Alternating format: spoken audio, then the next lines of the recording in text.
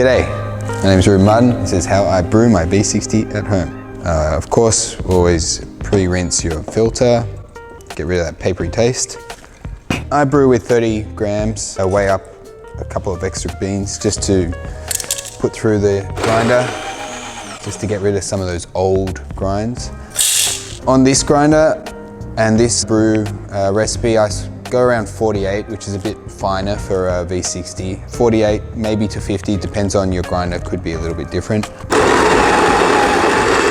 The water tends to be like just boiled. You want it quite hot. By the time it actually exits the kettle, it's cooled down quite a bit, and also with the temperature drop once you get into the brew device.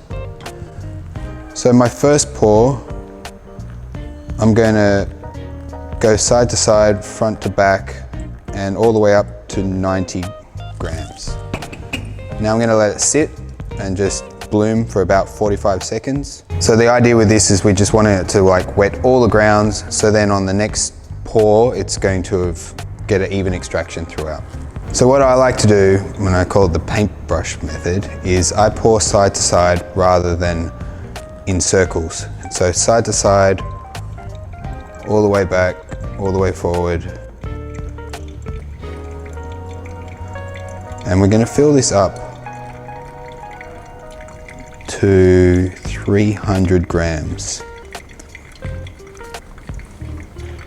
And I guess the theory with this method is we're using a finer grind, but we're doing less agitation.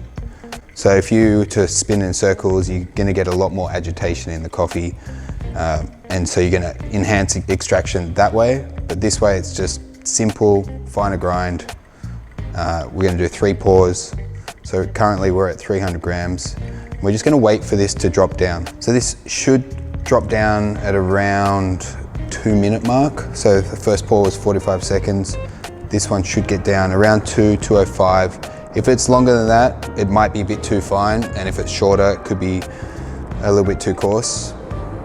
So we've just hit 2 minutes, looking pretty good.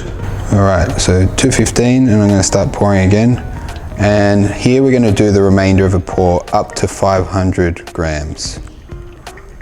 Again, it's kind of like trying to be like gently covering the coffee.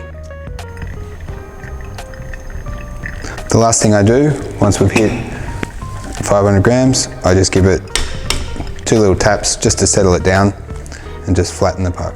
And there's the recipe. And so normally I'm looking for around about 4-minute brew time. With this finer grind, it should have a lot of acidity, and like if it's too fine, you will start to get a bit of bitterness in that acidity. So if that's the case, just go a little bit coarser. All right, and so the brew time was 4 minutes and 20. That looks pretty good. Let's have a little taste.